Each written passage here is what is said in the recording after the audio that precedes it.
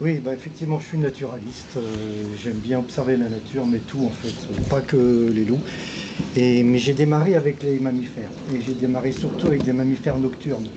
Donc beaucoup les ongulés, c'est-à-dire cerfs, chevreuils, un peu les sangliers, mais ça m'intéressait moins. Et puis tout naturellement, j'en suis venu aux prédateurs qui les mangent, donc le loup. J'ai été aussi voir des zones où il y a des ours, des lynx, etc. Je me suis baladé en Europe.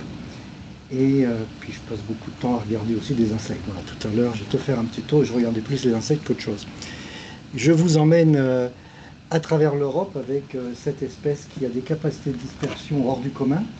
C'est évidemment la bête terrestre, l'espèce terrestre qui est la plus capable en gros, manger des kilomètres et de parcourir des espaces importants.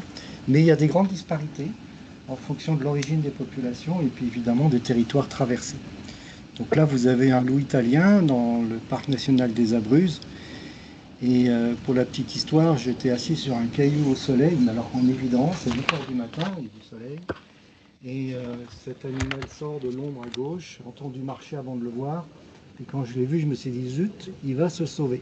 Puis les loups sont parfois assez curieux. Ils vous regardent et ils passent. Il y avait une loupe derrière. Et donc, c'était un peu surprenant parce que c'était à 30 mètres. 30 mètres, c'est pas loin en fait. 30 grands pas, oui, c'est vraiment pas loin.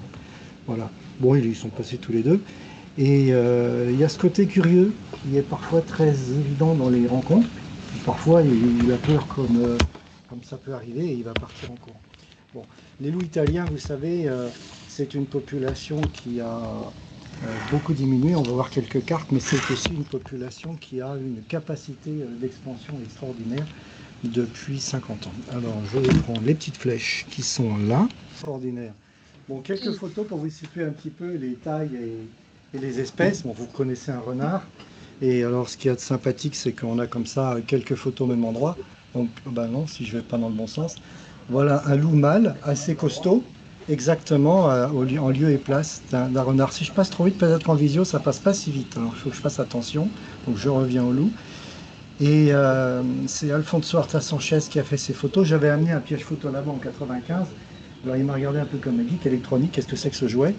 Et puis en 98, j'en ai un qui est resté sous la neige, je lui ai expliqué comment ça marchait, c'est pris au jeu et il a une photothèque de grands carnivores exceptionnels. Alfonso est quelqu'un qui fête cette année ses 40 ans de montagne et il est viscéralement sur l'ours avec à la fois connaître extrêmement bien l'espèce, le milieu et les hommes, tout le monde. Il connaît tous les bracos par cœur. Et c'est vraiment comme ça qu'il vraiment fait un travail intégré avec absolument toutes les personnes, y compris les services comme chez nous qui changent tout le temps parce que les gens changent de service. Donc que ce soit l'équivalent de notre gendarmerie ou des services de l'environnement. Et donc voilà, j'ai plein de photos qu'il a faites. On en avait fait quelques-unes ensemble, mais le temps des vacances c'est court. Maintenant, il a à deux, il gère 60 pièges photos en parallèle. Et il a des dizaines de milliers de photos d'ours et de loups. Des dizaines de milliers. Je ne sais pas si vous imaginez. Voilà, il y a de quoi s'amuser. Alors, j'ai encore été dans le mauvais sens. Là, vous avez un loup de petite taille et un ours de petite taille. Ça vous donne les échelles. Ça doit être une femelle. Et puis là, vous avez une autre femelle et juste après un mâle. Vous voyez? Voilà les différences de taille. Bon, ça c'était une petite balade dans les Asturies. J'y vais demain. Euh, bien, donc les loups, ça mange des ongulés. C'est vraiment les proies principales. Et ça peut se débrouiller aussi avec des ordures. Hein. Est arrivé avec les loups en Europe. Hein. Il y a des endroits où il n'y avait vraiment pas grand-chose à manger. Évidemment, quand il y a de l'élevage, ils vont aller se servir, mais ils ne le sélectionnent pas particulièrement. On pourra revenir là-dessus, mais c'est évidemment un problème. Donc vous avez là la biche en pièces détachées, que le loup a déjà bien consommé. Remarquez la peau de la patte avant retournée en chaussettes sur le membre, c'est très typique du loup. Les côtes brisées, les renards ne brisent pas les côtes comme ça, vous voyez. Et puis déjà l'arrière de la bête a été détaché et quelque part ailleurs, hors de la photo. Bon, vous avez un chevreuil qui évidemment est une proie importante parce qu'il y en a maintenant de manière extrêmement répandue dans toute l'Europe. C'est pas encore le cas du cerf, mais il s'est beaucoup étendu depuis les réintroductions qui ont été faites par les chasseurs après la Deuxième Guerre mondiale. Donc là, ils ont eu un gros travail de réintroduction. Quand on parle de rewilding, de renaturation, on pense grosse bête. Il faut juste remettre quand même les choses à leur place. C'est les chasseurs qui ont commencé. Ils ont commencé donc il y a déjà 60-70 ans et ça a été assez remarquable. En bas, vous avez un loup qui transporte une tête de sanglier. Vous voyez, donc évidemment, quand il peut, il attrape des sangliers, il les capture. Et quand il n'a pas le choix, il en capture pas mal. Mais dès qu'il a le choix, il va aller sur le cerf ou le chevreuil. En bas à droite, la crotte que vous voyez là, la laissée de loup, est entièrement composée de poils de sanglier. On les reconnaît très bien, les poils de sanglier, donc si ça vous arrivait d'en trouver une, vous pourriez reconnaître assez facilement. Donc vous avez à gauche une carte de répartition relativement récente du loup en Europe. Bon, relativement récente, vous voyez qu'en France, on a plein de petits points qui s'allumeraient parce qu'on a beaucoup de disperseurs, mais l'ordre de grandeur est bien là. Peut-être un commentaire sur cette carte, c'est que vous avez le bloc péninsule ibérique, que vous voyez en bas à gauche, qui est sans beaucoup de dispersion autour, et c'est bien le cas, alors que tout le reste, il y a des nuages de points. Et les nuages de points, ça vient d'Europe centrale, c'est ce qui se passe dans le bouclier scandinave, Suède, Norvège, Finlande, et puis c'est évidemment ce qui part des Balkans et surtout d'Italie. On va continuer à avancer. Donc ça, c'est un loup espagnol. Ils sont assez petits en taille. Et il se trouve qu'au niveau, ça a été montré au niveau génétique, la population de loup espagnol, il y a peu d'individus qui ont tendance à la dispersion et ils vont moins loin en dispersion globalement que les autres loups d'Europe, notamment italiens, mais aussi Europe centrale. Et puis ils ont un autre problème, c'est que ceux qui ont envie de disperser et qui veulent aller vers l'Est doivent traverser le Pays Basque. Et là, c'est un front d'hostilité pire que chez nous, oui. Et pire que les Suisses. Donc c'est très difficile pour eux. Donc en gros, un loup qui passe le Pays Basque, il meurt, ou il a beaucoup de chance s'il arrive de l'autre côté. Donc c'est pour ça qu'on n'a pas eu de loup espagnol en France, alors que lorsque les prémices de la recolonisation se faisaient, moi je me souviens très bien, on en discutait avec d'autres, je pariais sur les loups espagnols, vu la démographie extrêmement impressionnante des loups dans le nord-ouest de la péninsule ibérique, puisqu'ils sont passés de probablement quelques centaines à peut-être 2000. Alors je dis ça avec beaucoup de précaution parce qu'on ne sait pas compter les loups, et c'est des estimations qui sont sorties dans des documents plus ou moins crédibles sur la manière de les compter. Mais quelques centaines à 2000, l'ordre de grandeur y est. En Italie, c'était probablement une centaine à probablement un millier. On est en dessous, vous voyez. Mais ceux-là ont été très efficaces. Et depuis, ils sont bien plus qu'un millier. Je crois que le jeune homme au fond, il a une question. Oui, peut-être. J'ai pas entendu. Qu'est-ce que c'est? Terrestre. Ah, terrestre qui marche au sol par rapport aux oiseaux. Des espèces qui se déplacent sur le territoire au sol. Alors, ici, vous avez quelques cartes qui montrent rapidement ce qui a pu se produire. Vous avez, en gros, le minimum des loups en Europe, c'est avant la protection. Ça a été à peu près synchrone chez nous et les voisins, des années 70, fin des années 70. Donc, au milieu des années 70, on était vraiment au minimum. Donc, en Espagne, on a une répartition, comme vous le voyez sur la carte en haut à gauche. Puis le bloc en haut à droite, vous voyez, c'est pas énorme en surface. Par contre, la densité n'a rien à voir avec ce que c'était. Par contre, on a perdu le loup sud. Il se trouve que j'ai vu une meute de loups en Andalousie, j'ai eu une chance folle. À l'époque, il en restait 5, et maintenant, il n'y en a plus. C'est une toute petite population qui était isolée à peu près 400 km des loups du gros bloc du Nord. En Italie, vous avez donc une répartition, vous voyez la carte de 1900, il y en a encore sur une bonne partie de l'Italie, et en 73, vous voyez que vous avez des petites taches en Italie.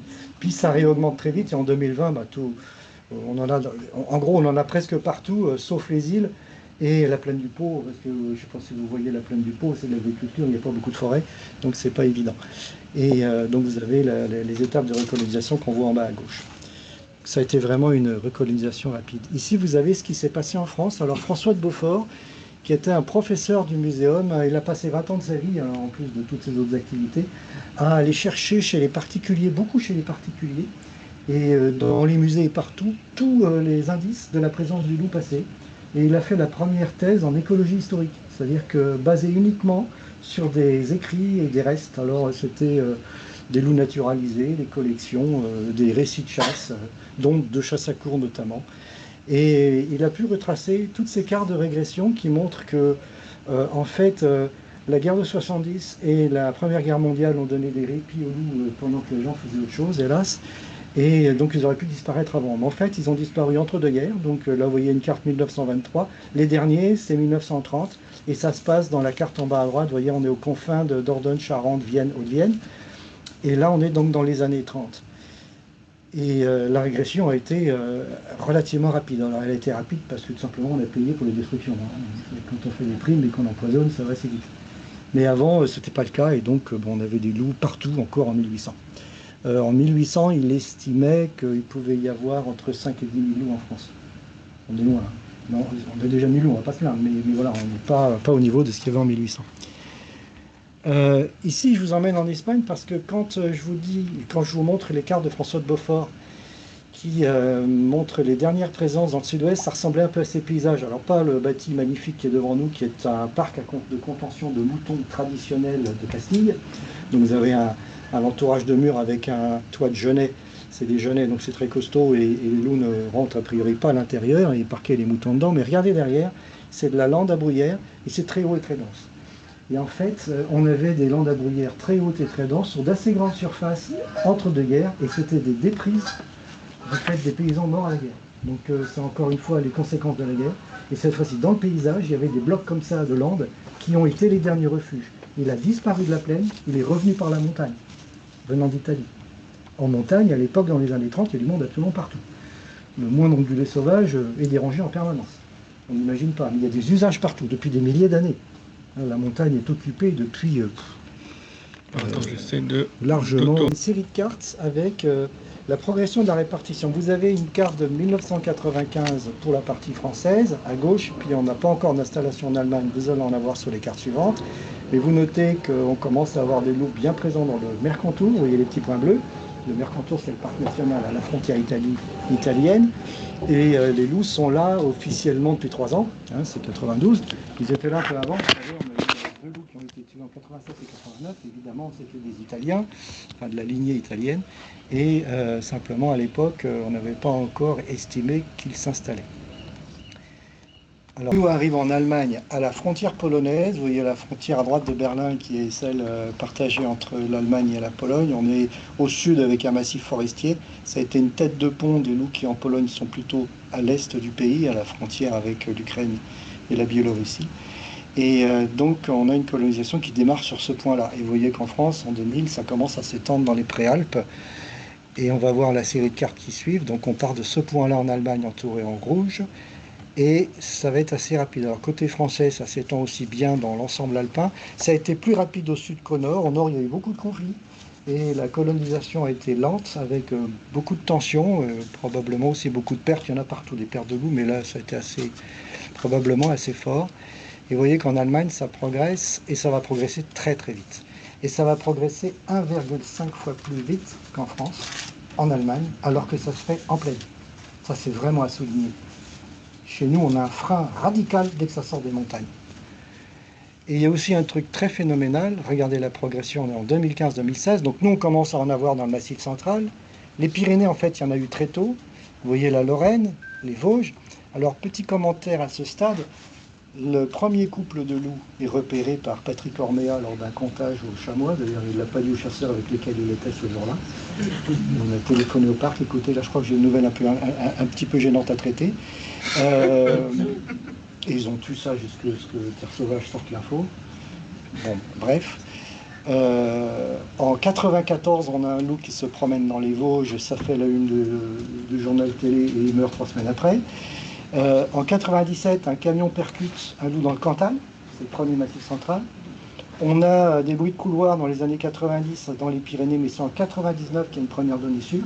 Donc en 7 ans, au moins un individu a parcouru tous les massifs montagneux. C'est juste pour vous dire que ça bouge et que c'est ce que l'on a vu. Il faut être très prudent.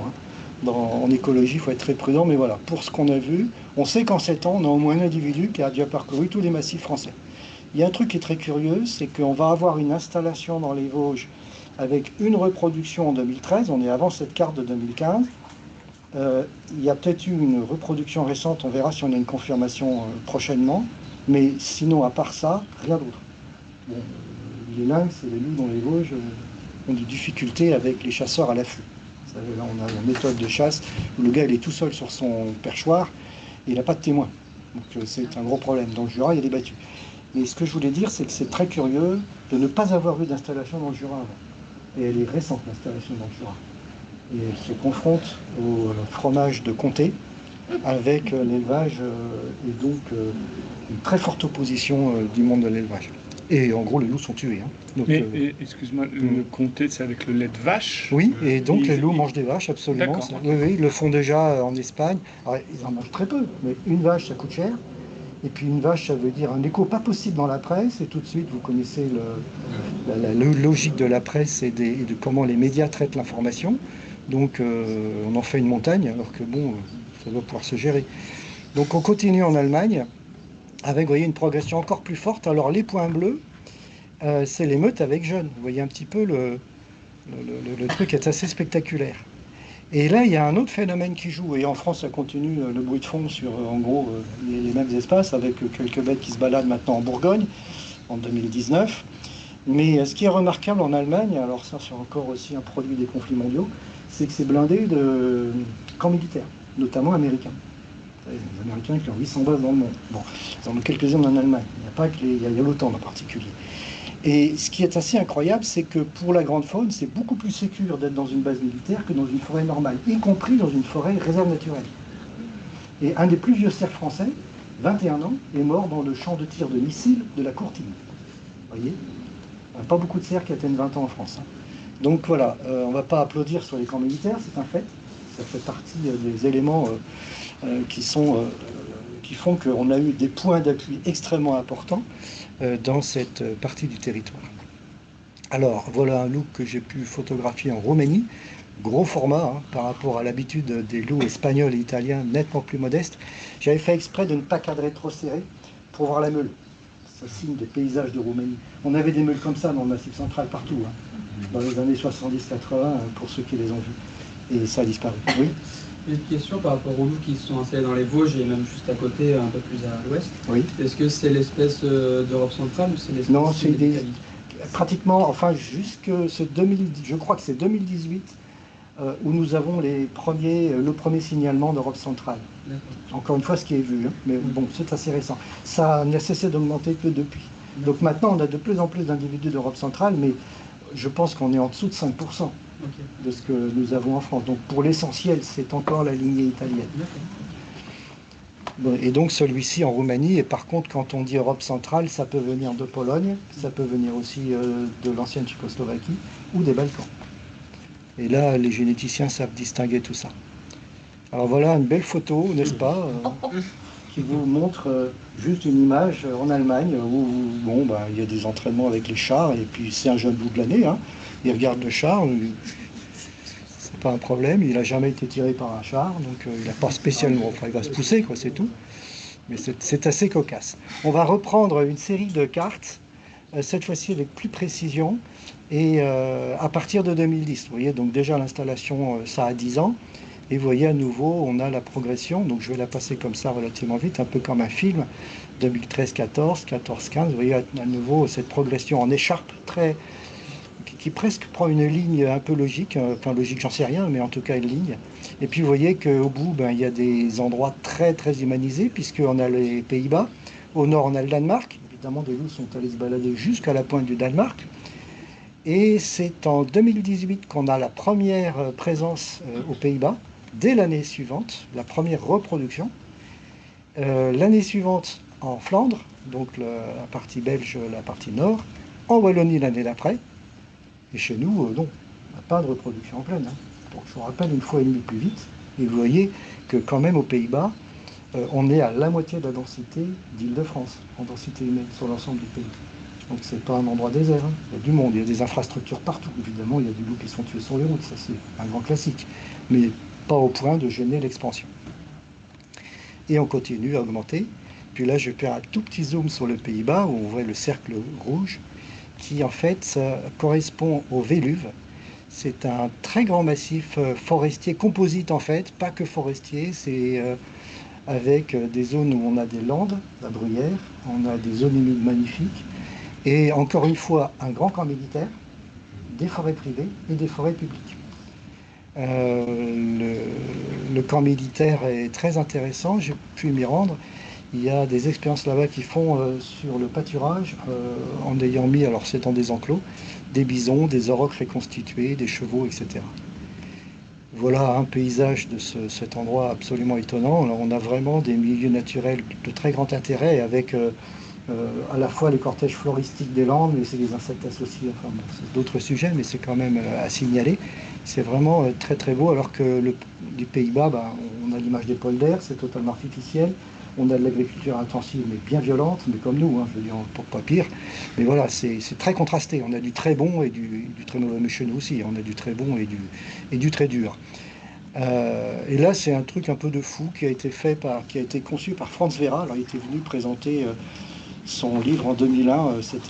On n'était pas très nombreux. Et Franz Vera, il a eu l'idée que, en fait, ça part de synthèse biblio et de pas mal de recherches. Toutes les végétations du monde, partout, ont été gérées, en tout cas, ont été soumises aux interactions entre des grands herbivores et la végétation. Et en fait, c'est une coévolution. Donc les grands herbivores, ce n'est pas des espèces dans une liste, c'est des acteurs qui structurent le paysage.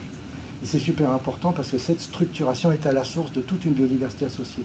Alors on l'a complètement oublié parce que nos paysages ont éliminé ces bêtes-là, il ne reste que les cerfs. Et les cerfs, c'est pas un grand herbivore, c'est un moyen qui fait 200 kg. Une vache, ça fait tout de suite 400. Un auroch, ça faisait plus de 500. Ça pouvait atteindre la tonne pour certains individus, comme les bisons, ça faisait le même poids. Les chevaux, c'était de l'ordre de 400 kg. Donc notre cerf, c'est beau, c'est gros, mais ça ne fait que 200. Donc on est à la moitié de la catégorie d'au-dessus. Et donc il s'est dit, on va faire une expérience en grand. Alors il a eu les moyens de ses ambitions. Un polder de 4000 hectares qu'il a pu clôturer, sur lequel il n'y avait pas d'activité économique, pas de pression économique, et donc ça a été possible. Et il a mis là-dedans les tarpans, les chevaux gris, là, qui sont en fait des chevaux qui ont été domestiqués mais très peu de temps, donc ils sont très proches du sauvage, comme les mouflons. Hein. Les mouflons, c'est une bête domestique retournée à l'état sauvage, et elle a été domestiquée très peu de temps. En fait, c'est aussi intéressant, c'est comme si vous aviez une relique de la domestication à la fin du néolithique. Et il nous reste une bête qu'on appelle sauvage, mais c'est pas sauvage. Le tarpan, c'est pareil, on est très proche du sauvage. Et vous avez plein de cerfs, là, les petits points... ocre, enfin couleur cerf, quoi, beige. Et puis vous avez en bas à droite des machins à grande corne, pour ceux qui sont, enfin, ça fait un peu loin, c'est des aurochs. Donc en fait, on a, dans l'image du haut, il y a 1200 ongulés. Vous voyez le petit pointillisme, là, c'est un peu de l'art abstrait, 1200 ongulés. Et tout en paquet, tout ensemble, alors qu'il y a 3 espèces qui n'ont rien à voir. C'est très marrant. Alors, il faut imaginer que Franz Vera, quand il a mis ça en place, c'était une saulet. Donc vous aviez un paysage de vieux saules et de prairies. Et chercher les saules. Donc évidemment, tout a été raclé. Et l'exercice, c'était, regardons comment la végétation va évoluer avec tout ce beau monde. Et évidemment, ils s'y attendaient et c'est arrivé. La densité monte, ils bouffent tout, ils arrivent au taquet des ressources, effondrement, ils recommencent, effondrement. D'un moment, les gens se sont inquiétés de ce qu'on peut appeler la maltraitance animale, ce qui a existé dans la nature. Hein. Bon là, il a fait un peu exprès sur un espace, 4000 hectares, c'est grand et petit. Hein. C'est grand parce que trouver 4000 hectares, c'est extraordinaire, c'est petit par rapport à ces enjeux-là.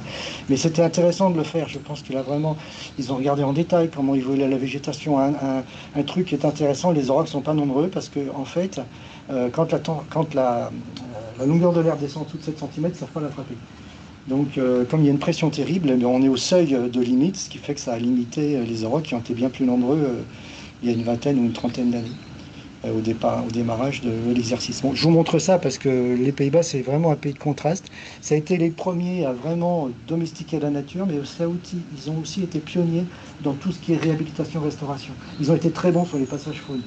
C'est les premiers à avoir fait des passages faunes complets avec une réflexion sur les invertébrés, les amphibiens, donc en ajoutant des structures dans les ouvrages qui étaient favorables à ces espèces-là.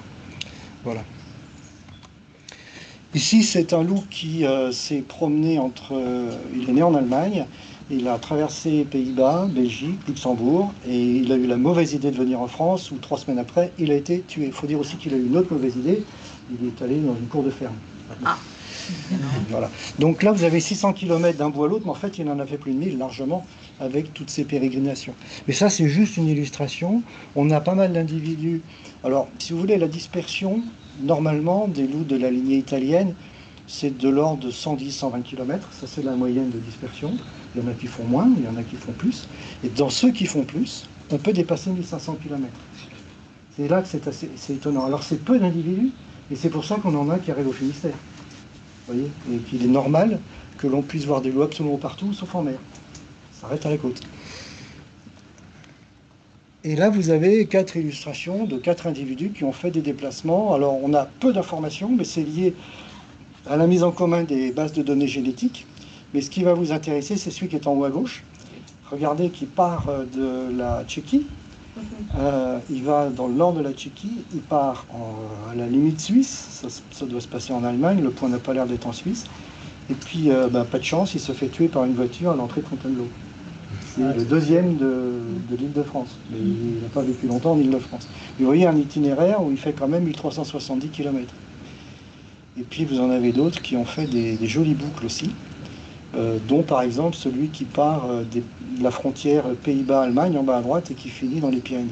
La plupart des loups présents dans les Pyrénées, pour beaucoup de données génétiques, on a la traçabilité avec le Mercantour. Donc là, ce qui est original, c'est que parce qu'on peut se dire que c'est pas évident, mais ces animaux traversent apparemment, ils y arrivent bien, la vallée du Rhône. La vallée du Rhône, vous avez national, TGV, autoroute, et le Rhône est énorme à traverser. Vous imaginez un loup qui se met à l'eau, avec le courant, il est déporté sur des kilomètres, tellement le courant est fort. Oui. Je voulais savoir comment vous savez que c'est le même loup qui peut... La génétique. La génétique. Ils ont croisé les bases de données. C'est-à-dire qu'en fait, les uns et les autres ramassent des laissés de loups ou trouvent un loup mort. C'est d'ailleurs le loup le dernier qui a été trouvé en forêt de Rambouillet. La génétique parle. Alors je ne sais pas si par contre ils ont une info sur cet individu-là avant, mais après c'est une histoire de loterie et de coup de bol. C'est que les collègues de Suisse, les collègues des Pays-Bas, tout ça, ça fait des analyses génétiques, ils mettent en commun leur base et oh tiens, je le connaissais. Enfin, quelqu'un le connaissait. Donc il faut croiser les données et avoir un peu de chance. C'est pour ça qu'il n'y a pas beaucoup de points et que tous les individus, on n'a pas d'histoire de vie. Mais là, c'est de toutes petites tranches de vie. Mais c'est une belle illustration. Ça montre ses capacités. Et généralement, c'est des jeunes individus, des mâles, beaucoup de mâles pour des distances pareilles, qui font des distances importantes. Et vous voyez, justement, le premier loup qui a débarqué dans le Finistère, il venait du nord de l'Allemagne. Il est passé par la Belgique, les Pays-Bas, etc. Donc il s'est fait une balade de plus de 1000 km. Lui. Puis il continue à tourner dans le Finistère, il n'arrête pas là. Et ça fait un moment qu'il y est. Il y en a peut-être plus qu'un, d'après ce que j'ai pu entendre. Donc là, on a nos 3 individus arrivés en Île-de-France. Le premier, ça a été celui qui a osé mettre un pied à Blaru, donc à la limite de chez nous. Mais c'est un loup qui vivait en Normandie. À la limite Hauts-de-France-Normandie, il s'est baladé sur 100 km, entre le Pays de Bray et les forêts qui sont un peu plus au nord de Chartres. Il a même été se balader sur la vallée de la Seine. Et d'après ce que j'ai compris, il a été tué. Je ne sais pas si c'est une collision ou quoi. Bon. On vient de parler de celui qui est en bas à Fontainebleau, puisque vous avez vu les cartes. Et puis celui qui vient qui a été retrouvé en mars dernier à la Selle-les-Bordes, la génétique nous dit qu'il est d'origine italienne. Je ne sais pas si on en sait plus. Ce que je peux juste ajouter, c'est que la Selle-les-Bordes, c'est la plus haute densité de cerfs de Monsieur de Rambouillet. Par hasard. Il y avait une sacrée ressource. Alors après, qu'est-ce qui lui est arrivé? Il y a une enquête, parce qu'il a pu être... Bon, on ne sait pas, on verra. Si l'enquête arrive à trouver quoi que ce soit. Revenons aux cartes. Et là, vous avez la carte qu'on a vue à gauche, 2019. On ne trouve pas de carte plus récente. Je n'ai pas réussi à en trouver une. Pourtant, on est déjà en 2025. Mais ce qui est intéressant, c'est que nous avons fait avec... un ensemble de collègues de Ferrus, je vais faire de la pub pour une assoce, si vous n'êtes pas adhérent, n'hésitez pas surtout. Donc Ferrus, l'objectif c'est Ursulins, c'est la conservation, la compréhension, la connaissance et surtout une association d'interface, c'est-à-dire surtout pas anti, vous voyez, ça cherche à travailler avec. Donc le plus important c'est de travailler avec le monde de l'élevage, qui va rester anti-loup, c'est pas le problème, mais on va travailler ensemble. Et on va essayer de se comprendre, et on va essayer de les aider. C'est ça qui est important, l'idée de Ferrus. Alors on a fait une note sur l'état de conservation du loup en France, parce qu'on a des reportings tous les 6 ans de l'État à l'Europe, sur l'état de conservation des habitats naturels ou des espèces. Et sur le loup, on doit dire que ce qui est rendu est assez, nous paraît vraiment maigre, et surtout n'argumente pas en fonction des domaines biogéographiques qui couvrent la France. Je ne rentre pas dans ce détail, mais la France est un pays où on a de la chance, on a 3 massifs montagneux, 3 mers, et donc on a des influences qui se traduisent par des domaines en Europe où on a l'Atlantique, le continental, le montagnard et le Méditerranéen. Donc on a vraiment toutes les composantes chez nous. Pour ce qui concerne le domaine alpin, on a un état de conservation qu'on peut qualifier de convenable dans les Alpes, puisqu'on a quand même un bloc de population important, même s'il y a évidemment beaucoup de pertes illégales et de tirs, pour une grande part évidemment dans un cadre réglementaire assumé par le gouvernement. Mais bon, en tout cas, on a une population relativement importante. Ce n'est pas le cas des Pyrénées. Dans les Pyrénées, vous voyez qu'il n'y a pas d'entourage rouge. Et en fait, on a mis sur cette carte uniquement les zones où on a eu de la reproduction. C'est là qu'on voit qu'il y a un problème. C'est-à-dire que, bon, pas trop mal dans les Alpes, avec plein de problèmes, plein de conflits, mais on a des loups, on ne va pas se plaindre. On a des reproductions dans des endroits plus ou moins attendus. Alors, le Mont Lozère, je vous rappelle, un camion tue un loup en 97, première reproduction en 2022. C'est delta quand même, qu'est-ce qui s'est passé entre les deux? Il y a quelques loups qui sont morts. Il ne faut pas aller chercher très loin. Les loups résistent assez mal aux balles, c'est comme ça. Le parc des Calanques, ça c'était inattendu. Il y a plein de touristes, il y a Marseille, mais il y a des endroits tranquilles, c'est blindé de sangliers, les ressources, ils sont là. Bon, ils se mettent, mais vraiment dans des endroits inattendus. Sur la zone méditerranéenne, il y a aussi des endroits absolument incroyables. Les Vosges, donc je vous ai cité la reproduction de 2013. Et pour ce qui concerne le Jura, vous voyez que ça commence en 2019. On a 2 ou 3 meutes, je crois qu'on a 3 maintenant, mais il y a eu beaucoup de pertes par tir, donc encadré réglementaire, mais en gros pression du comté, du fromage du comté. Donc c'est quand même une sacrée anomalie. Donc voilà, carte sur l'état de conservation qui montre que c'est pas terrible. Encore une fois, il y a 30 ans, qui aurait pensé qu'on ait 1000 loups en France en 2025. On n'aurait pas parié. Donc, et cette carte, c'est juste pour vous rappeler les éléments que je vous précisais. Vous voyez une distance qui pourrait se situer au-dessus de 100 km, 120. Vous voyez une première ligne à peu près, vous faites une sorte d'arc à partir des Alpes de 150 km. J'en ai fait un 300 et un 500. Comme vous savez que des individus peuvent se balader largement à plus de 500 km, vous comprenez maintenant pourquoi on peut en avoir absolument partout, y compris dans des zones pas favorables. Il a été vu des loups à des endroits où il n'y a pas beaucoup de bois, le plateau Picard, la baie de Somme. Comment? La baie de Somme. Oui, exact. Oui, et puis le sud-ouest, en Vendée, il y a des endroits où il y a du bocage, mais c'est pas beaucoup de refuges. Voilà. Donc ça, c'est intéressant. Bon, c'est normal. C'est, encore une fois, c'est de la dispersion. Il ne faut pas l'analyser autrement que des individus qui tentent leur chance. Je vais essayer de vous parler d'un sujet assez sensible, c'est que le monde de la protection de la nature, les écologistes, certains chasseurs, les forestiers, aimeraient que les loups soient capables de réduire les populations de gibier sauvage et de disperser les zones de concentration. Parce qu'il y a un problème qui est assez important, c'est que les cerfs peuvent exercer une pression en forêt qui est très importante et qui se traduit par ce qui est appelé des déséquilibres. Alors il y a un affreux terme technique qui est l'équilibre agro-sylvo-synégétique. Donc ça, il n'y a qu'un technicien pour le pondre. Vous le simplifiez et vous dites équilibre économique. Et c'est beaucoup plus clair pour tout le monde. Alors, économique, en fait, vous avez 2 acteurs qui se fâchent, ils peuvent se fâcher l'un ou l'autre ou les deux à la fois. C'est les forestiers, mais on peut très bien le comprendre. Encore une fois, il suffit juste de décrypter.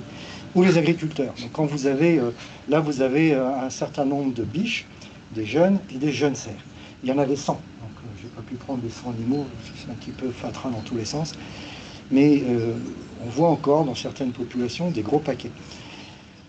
Et le cerf a cette tendance qui est liée à son organisation sociale, qui se traduit dans une organisation spatiale. En gros, il y a des paquets et ça concentre quelque part. Donc, vous pouvez imaginer que quand vous allez représenter les choses sur une carte, rien n'est homogène, surtout pas avec le cerf. Alors les images d'en bas sont assez illustratives. En bas à gauche, en juillet, là maintenant bientôt, vous avez 2 mètres de fougères, vous ne pouvez pas rentrer dedans. Donc c'est tellement piétiné que les fougères sont réduites à des petits morceaux de 5 cm.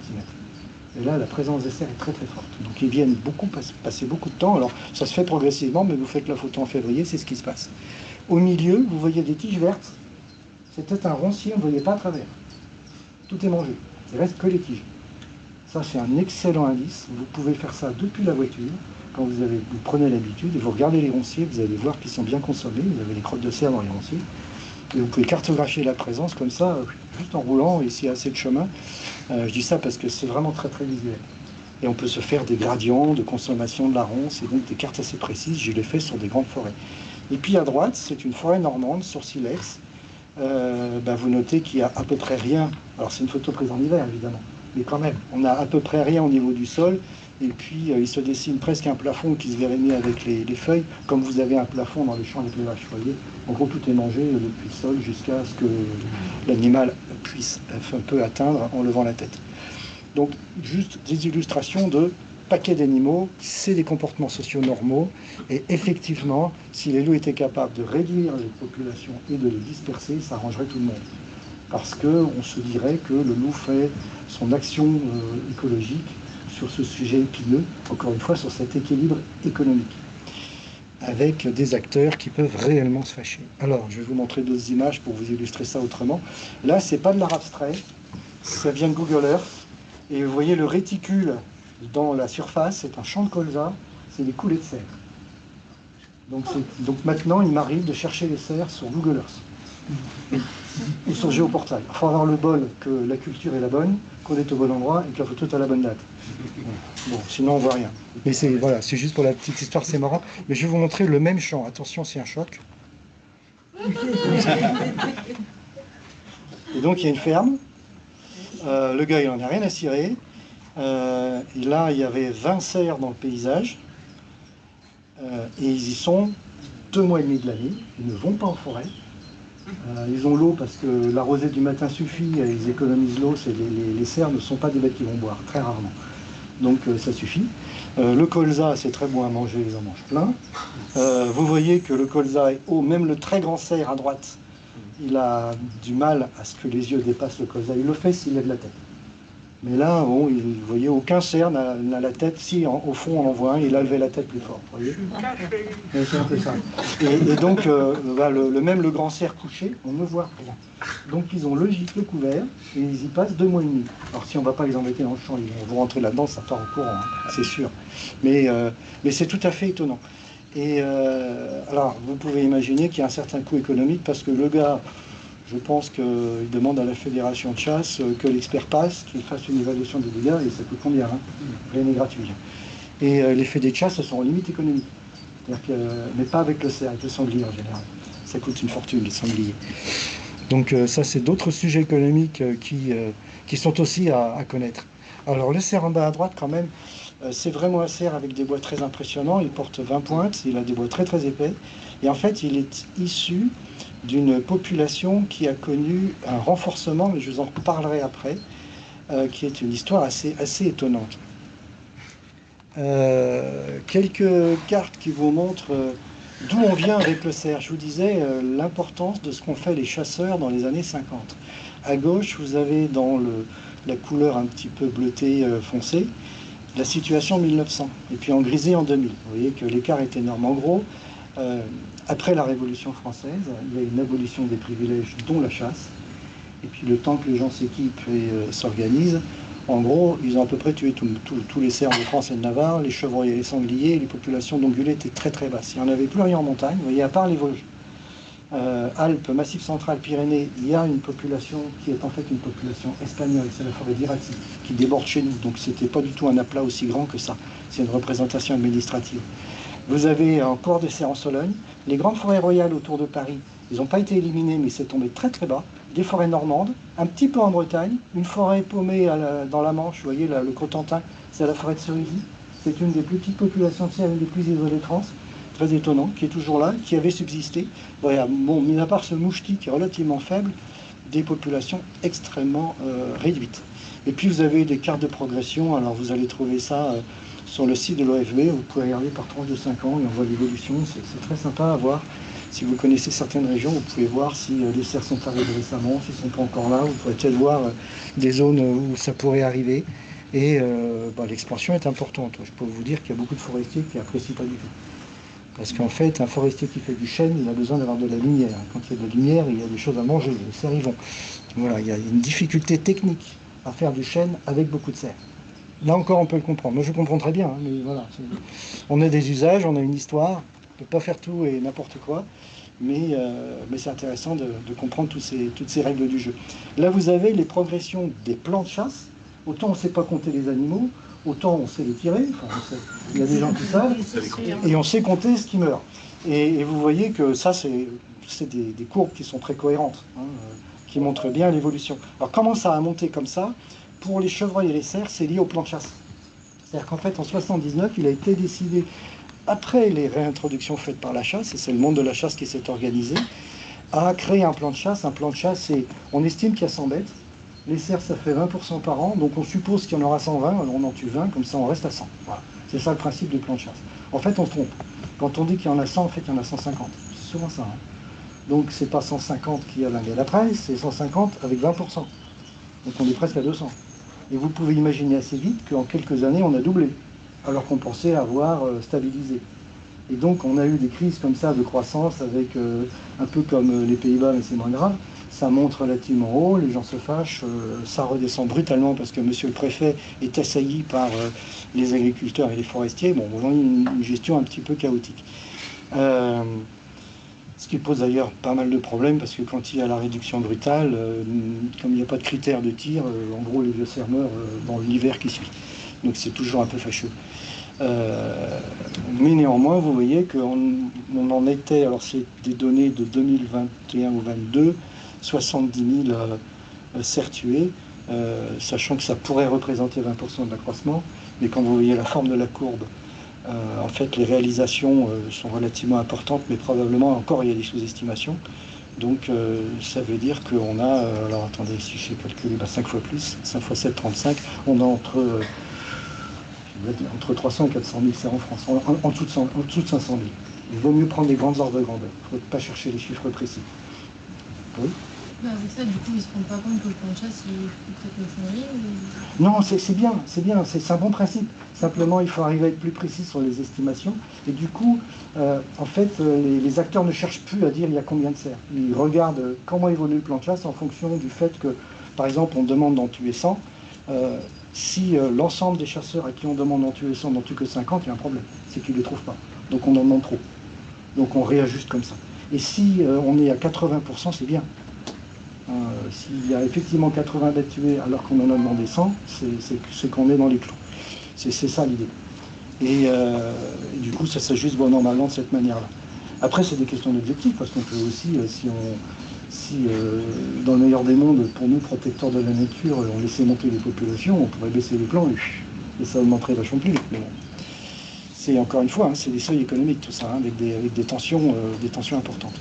Donc le chevreuil, vous voyez, 600 000, ça augmente plus que 20% par an, c'est plutôt de l'ordre de 30%. Donc là, l'ordre de grandeur, c'est peut-être c'est de l'ordre de 2 millions. Les sangliers, c'est de l'ordre de 2 millions aussi, avec une incertitude absolue, parce qu'une population de sangliers peut doubler dans l'année. Vous voyez un peu l'imprécision qu'on peut avoir avec ça.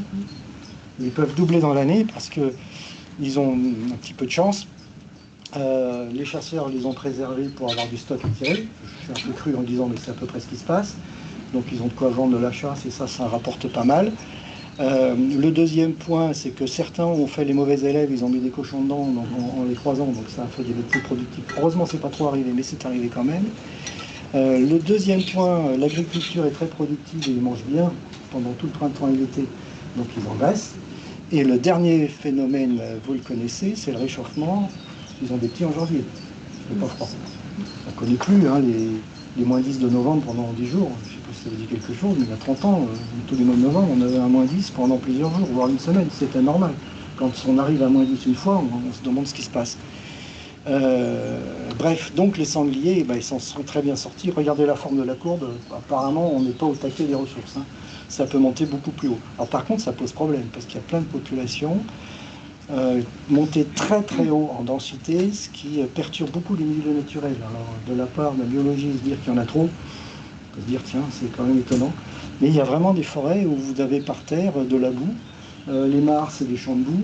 Il n'y a pas un morceau de bois qui n'est pas retourné, ce qui fait que toute l'écologie des bois par terre dès lors qu'un sanglier peut le déplacer, ben, c'est fini, quoi. Vous savez que quand vous retournez une bûche, vous avez tout un tas d'espèces qui sont en dessous, et alors si vous le faites, vous la remettez en place pour préserver justement ce qui s'est installé. Bon, ben, si les sangliers retournent ça tous les 15 jours, ça ne marche plus. Donc, bon, les bulbes de tulipes, les tortues d'Hermann, enfin, j'en passe, c'est les meilleurs. Donc, il y a vraiment des problèmes de conservation de la nature dans les zones où les sangliers atteignent des densités élevées. Ce qui n'est pas le cas des cerfs et des chevreuils. Ça, et sur les sangliers, est-ce que c'est vrai que les chasseurs, pendant longtemps, ne tiraient que les mâles bah, par pitié des femelles, alors que ça aurait favorisé également la propagation des sangliers? Bien sûr, bien sûr. Et évidemment, pour réduire une population, on commence par tuer les femelles qui donnent naissance, c'est sûr, c'est un peu cru, mais c'est comme ça. Hein.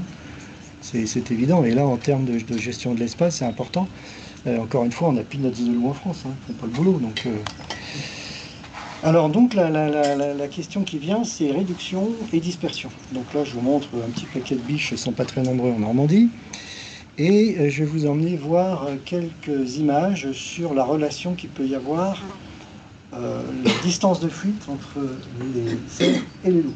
Donc vous avez 7 loups qui montent une pente, on ne se rend pas compte que c'est une pente, fait par Éric Saglio, un copain avec qui je vais tous les ans dans les Abruzzes. Remarquez que les loups ont les ventres bien arrondis, ils viennent de manger, donc ils n'ont pas faim.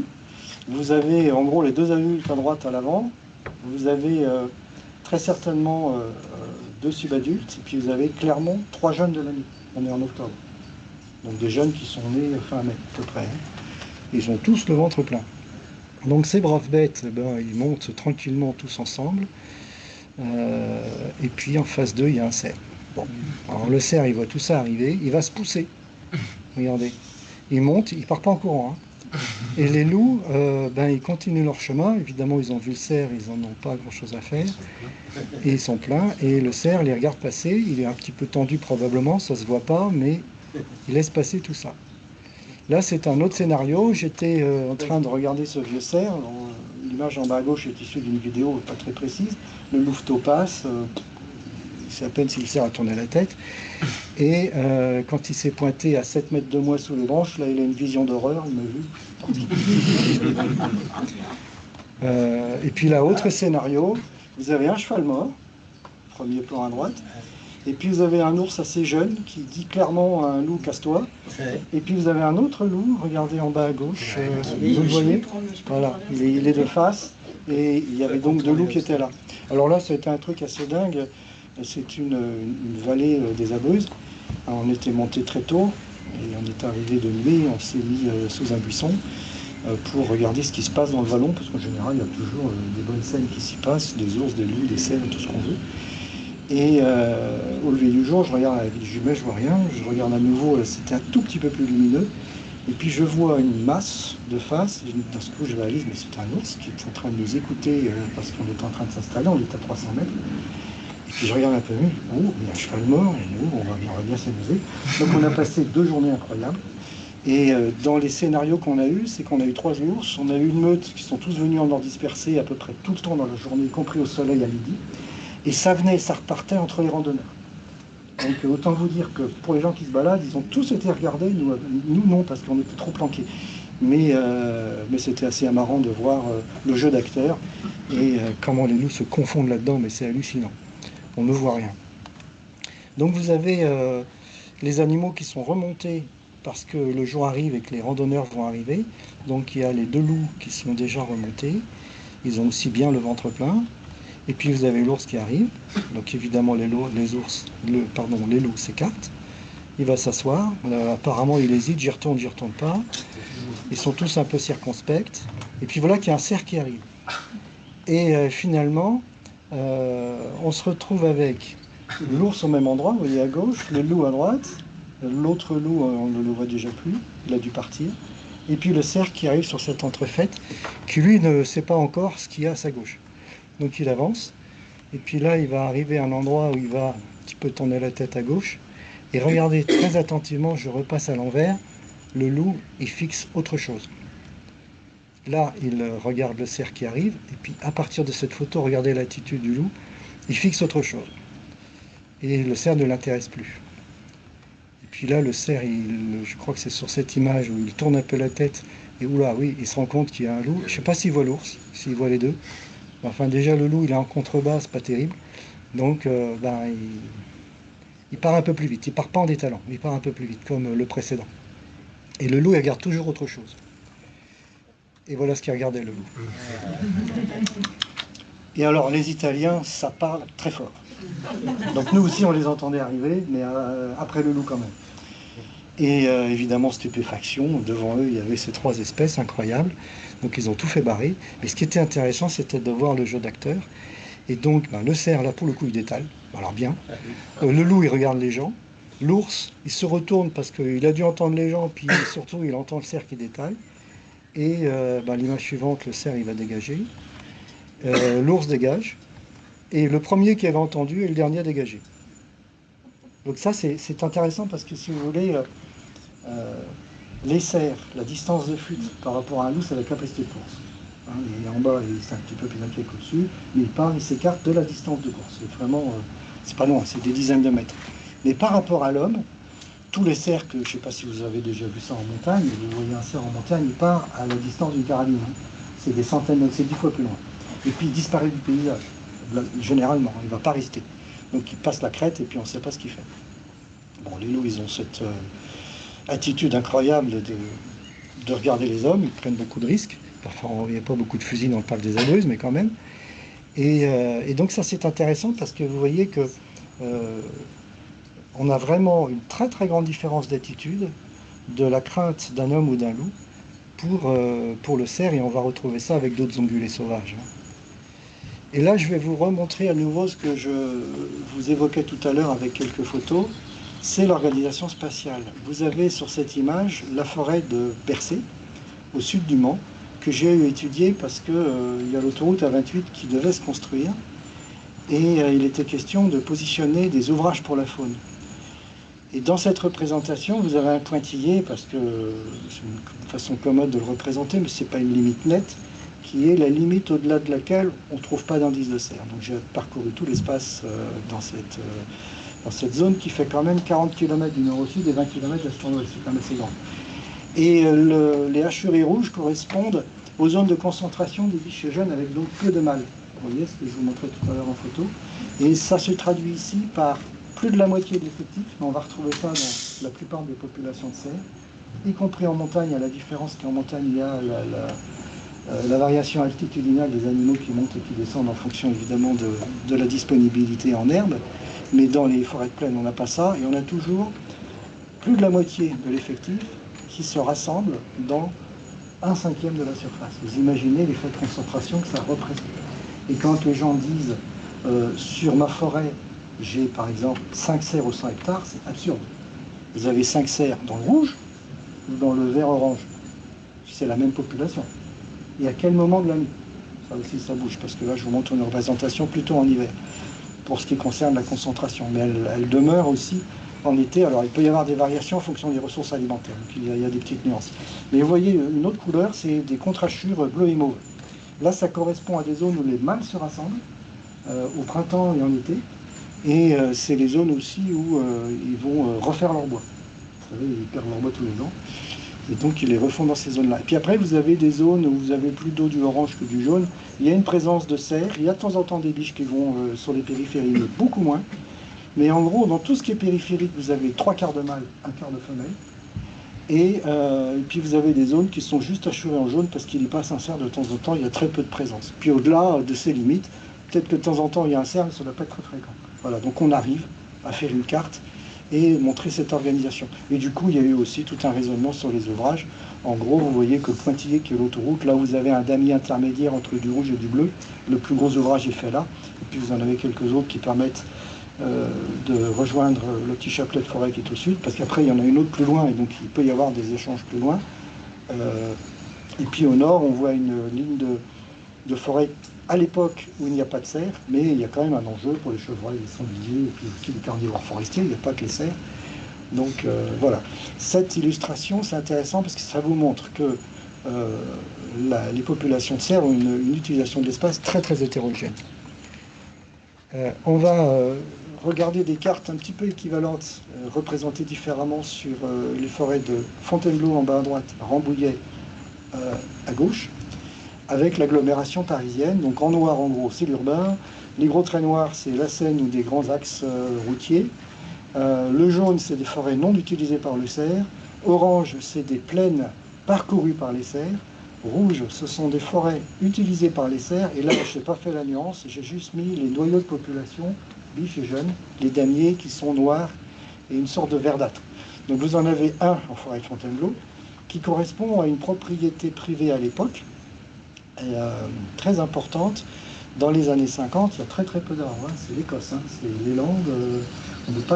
On a encore les paysages des peintres de Barbizon, hein, avec des ambiances exceptionnelles, les vieux chênes et tout, c'est fantastique. Tout ça est complètement perdu. À Rambouillet, vous avez un grand noyau sur la partie gauche qui correspond aux forêts publiques à l'époque, qui était géré par les eaux et forêts, avant l'ONF. Et puis vous avez un bloc qui est sur des forêts qui étaient privées très anciennement à droite de Rambouillet. Et puis on va faire un bond de 20 ans, et là c'est assez frappant.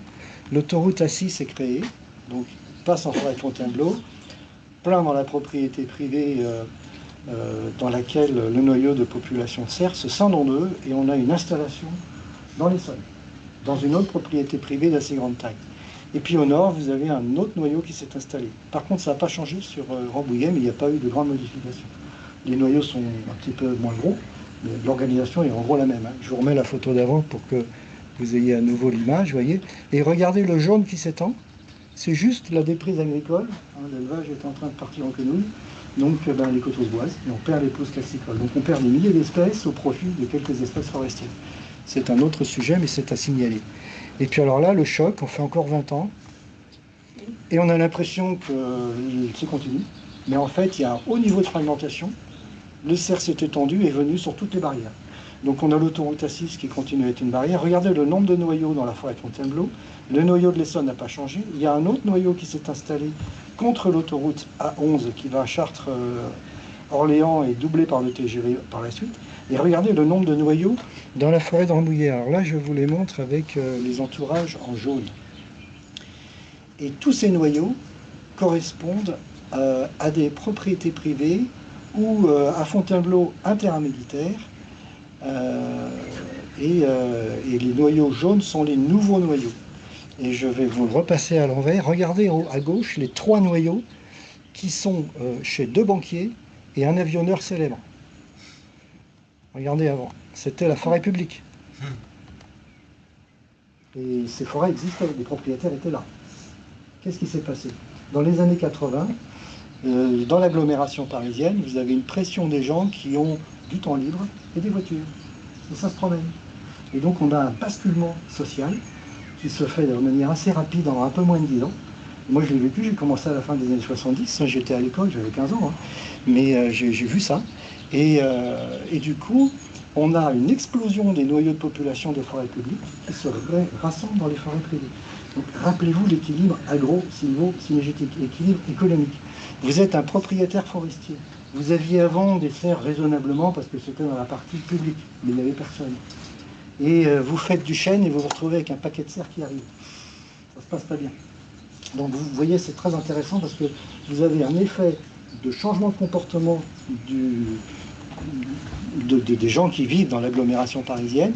Ça a des impacts sur la répartition d'une grosse espèce, et ça a plein d'effets sociaux et économiques. Vous voyez, c'est intéressant parce que tous ces trucs-là sont des jeux de territoire, à chaque fois. Farid Benhamou qui vous a parlé d'espèces exotiques envahissantes il y a un mois, il a dû parler de ces sujets-là. Sa grande passion, c'est la géopolitique calquée sur les enjeux de nature. Alors il a beaucoup travaillé sur l'ours, il s'est régalé avec ça. Alors on va faire un petit bond au nord, parce qu'on a la même chose, donc la cathédrale de Senlis, avec une photo à tomber de la nuit et ils sont dans un champ de blé. Et là on a la même chose, grand noyau dans les forêts publiques, les Parisiens qui déboulent dans les années 80 et ça repart dans les privés, et voilà, même chose. Donc le rayon c'est 70 km, hein, c'est ce qu'on peut plus raisonnablement faire pour aller faire un pique-nique dans la journée, sinon après ça prend plus de temps et donc c'est moins bien.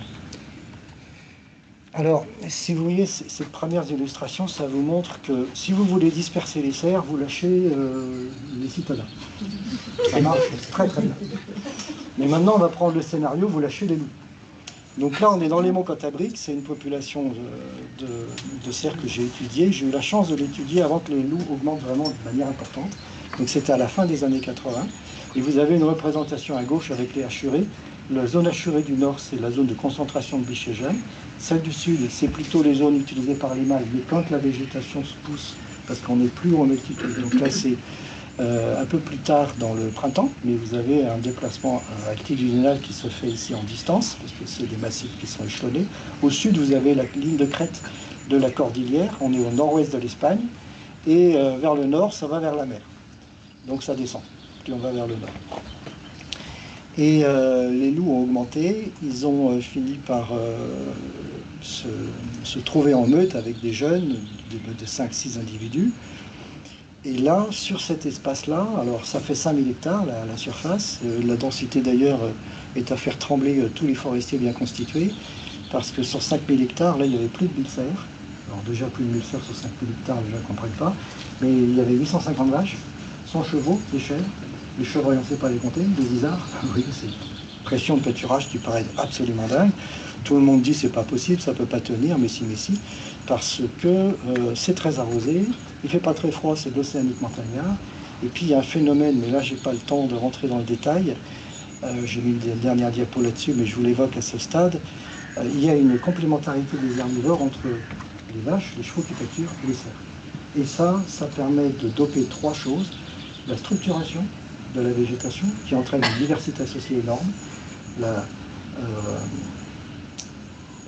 diversité des espèces végétales et la productivité végétale. Et du coup, du fait qu'il y a cette complémentarité, on peut atteindre des densités plus élevées. Ça a été montré par les Écossais déjà il y a 100 ans. Lorsqu'ils élevaient des moutons dans les Highlands, s'ils mettaient les vaches Highlands, ils pouvaient doubler le nombre de moutons. Vraiment, mais c'est tout simplement reproduire les communautés d'herbivores. C'est comme ça que ça marche en Afrique avec 30 espèces de gazelles. Nous, on n'a pas 30 espèces d'herbivores. Mais c'est les mêmes mécanismes. C'est des jeux d'acteurs qui sont sur les stratégies à utiliser l'espace, dans l'ordre dans lequel ils le font, le fait de manger plus de graminées ou d'espèces recouvrantes, etc. Je reviens au loup. Là-dessus, les deux meutes se sont occupées de cette population, comme ils le font partout dans le monde quand ils ont l'opportunité. Ils l'ont réduite en la divisant par deux en 5 ans. Ça se voit. Hein. Population divisée par deux en 5 ans, c'est quand même... moi, ça m'a assez frappé.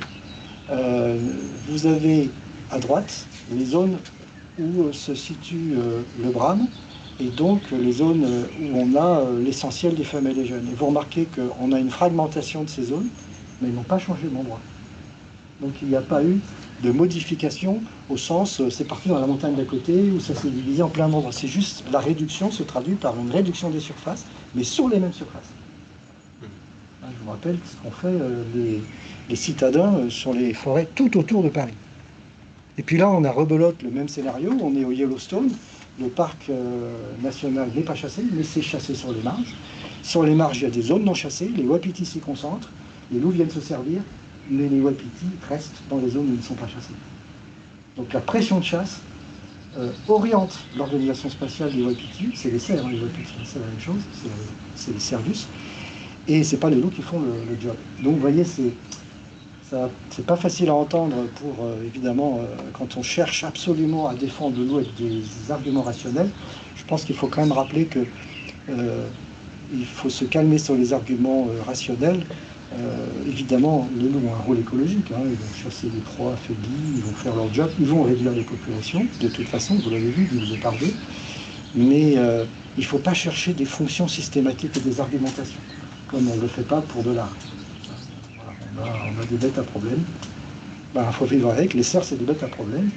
On a des cerfs, il y en a des conflits économiques, des conflits sociaux. Enfin, sociaux, ça ne fait pas des manifs dans Paris, mais ça fait quand même des sacrées tensions. Et il faut gérer ça comme ça vient. À droite, juste quelques éléments qui sont écrits là. En gros, autant les animaux ne vont pas changer d'endroit. Par contre, ils vont ajuster leur comportement tous les jours. Donc ils vont en fait utiliser l'espace, mais vraiment c'est un jeu de je me mets dans telle pente ou je fais de telle manière pour parcourir l'espace où ils se rendent moins visibles. Et d'ailleurs, ça donne l'impression aux observateurs que les animaux ne sont plus là, ils sont juste beaucoup plus discrets. Donc ils savent très bien déceler les moments où les loups sont présents, parce que les loups ont des grands territoires, ils ne sont pas là tout le temps. Et donc ils vont ajuster leur utilisation de l'espace. Donc c'est vraiment du comportement d'ajustement très fin au jour le jour. Et puis là vous avez un truc qui m'est arrivé vraiment très rarement, c'est de voir dans une harde en juillet, vous avez des cerfs adultes, des biches et leurs enfants. Et ça, vous pouvez le voir dans un parc fermé où ils n'ont pas le choix, donc tout le monde est ensemble, et dans la nature on ne le voit jamais. Donc ça c'est probablement un phénomène lié à la tension liée au loup, et donc le côté grégaire. Enfin, c'est comme ça que j'interprète. Mais ici, vous avez le camp de Mailly. On a des grands camps militaires en Champagne. Je ne sais pas si ça vous dit quelque chose. Mailly, Suippes, Montmelon, c'est des endroits très très intéressants au niveau de la végétation parce qu'on a les végétations avant que tout soit passé en maïs. Et donc on a encore les cortèges d'orchidées, enfin, un nombre d'espèces incroyable. Et puis ce sont des grands espaces avec quand même beaucoup de surfaces qui se sont boisées, hélas, donc ça s'est beaucoup banalisé. Mais du coup, c'est un réservoir de cerfs, chevreuils, sangliers assez important. Et évidemment, il y a un loup qui s'était intéressé au camp de Mailly, mais il n'a pas vécu très longtemps, il a fini tué. Mais c'est juste que nous aussi, nous avons des camps qui pourraient servir, comme en Allemagne, à faire des têtes de pont. Ça fait 11 000 hectares, c'est petit pour un loup, mais c'est significatif. De toute façon, les camps d'Allemagne ne sont pas beaucoup plus grands. Ici, il était écrit peu de massifs à loup sans cheptel à risque. C'est en gros, dès qu'il y a du cheptel, il y a potentiellement un problème. Ça ne veut pas dire que ça entraîne l'élimination des loups, mais c'est juste qu'il va falloir gérer des difficultés. Donc là, vous avez ces vaches avec ces paysages de montagne espagnols où on a de la prédation. Ici, on est en France avec les enclos à moutons. Alors, vous avez sans doute entendu parler des techniques pour limiter la casse. En gros, on parque les animaux, on met des gens pour les garder, et puis on met des chiens qui sont très actifs. Alors tout ça c'est bien gentil, mais parquer c'est quoi une clôture, comme on l'a fait, une clôture c'est jamais imperméable, donc il y a tout un débat là-dessus. Parquer les moutons sur quelle surface, est-ce qu'on fait plusieurs parcs? Vous avez vu que c'est de la boue, donc ça fait un impact dans la montagne. Il y a des utilisations de l'espace qui font qu'il y a des coins privilégiés, on a des impacts sur des zones humides, donc voilà, c'est aussi des sujets. Et puis les chiens, c'est pas une machine, donc déjà l'origine des chiens, génétique, et ensuite le mode d'emploi, comment ils ont été éduqués par rapport aux moutons, par rapport à leur boulot d'antiprédateur et par rapport aux gens. Et donc on a plein de conflits en montagne, vous le savez sans doute. C'est lié souvent à des installations de chiens qui n'ont pas été très heureuses et c'est vraiment pas facile. Donc tout ça s'apprend. C'est des techniques qui ont toujours existé en Europe et chez nous on les avait perdues. Ici en Roumanie, vous avez 200 moutons, il y a 5 personnes, il y a plein de chiens. On n'est pas dans les mêmes échelles, c'était comme ça chez nous il y a 150 ans. Et c'est juste que c'est des systèmes qui ont existé, économiquement plus viables ici, mais juste pour vous montrer qu'on peut encore le trouver là-bas. C'est de plus en plus rare, hein, ça évolue très vite. Donc là, on revient sur les gros paquets de moutons. Puis vous voyez, les espaces qui ont été utilisés intensément, ça se voit bien dans la montagne. Hein. Ici, vous avez des chèvres du Rove dans ce troupeau de brebis, avec un berger qui fait un super job. Et de temps en temps, ces chiens qui sont censés protéger les troupeaux, ils vont chasser. Donc on est à 2 km du troupeau, ça c'est en Espagne, vous avez sur la même image un loup et un chien de protection qui n'a pas à être là. Et puis le berger que vous avez vu tout à l'heure, il est désespéré parce que son chien prend presque par jour une marmotte. Comment les marmottes résistent? Il ne comprend pas. Et il n'arrive pas à corriger son chien. Donc là, vous avez le chien tout penaud qui se fait engueuler, mais il recommence le lendemain. Il a la gueule avec du sang. Bref, dommage pour les marmottes. Elles tiennent le coup, c'est incroyable. D'ailleurs, un très très bon taux de reproduction, mais c'est quand même très fâcheux. Hein. Donc on a évidemment des conflits liés au fait que les chiens tuent de la faune sauvage en parc national. C'est évidemment pas évident. Ici, quelques images de ces chiens en Espagne, alors qui ont été adaptés aux vaches. Ce n'était pas le cas avant les années 80. Donc ça s'est fait comme un effet de la déprise agricole. Les éleveurs ont acheté des chiens aux transhumants de moutons qui venaient d'Extrémadure. D'ailleurs, il n'y en a plus qui viennent, donc ils l'ont fait avant que ça disparaisse. Puis de temps en temps, vous en avez qui ont des colliers cloutés, qui sont censés les protéger des attaques de loups. Évidemment, de temps en temps, des loups tuent des chiens. Ça arrive, heureusement pas trop souvent, mais ça arrive. Et en tout cas, ça fonctionne bien. Et là, vous avez... alors à l'époque, on avait un appareil photo pourri, mais bon. on voit un ours qui se fait repousser par un chien. Ça a été une observation assez surprenante. Et donc, ça protège bien des carnivores. Ce loup qui se promène avec une patte de cheval. Alors, il n'a pas forcément tué le cheval, il a bien le ventre rond, regardez. Mais fréquemment, des chevaux meurent pour plein de raisons. Et évidemment, il les consomme. Je vous parlais de Phérus tout à l'heure.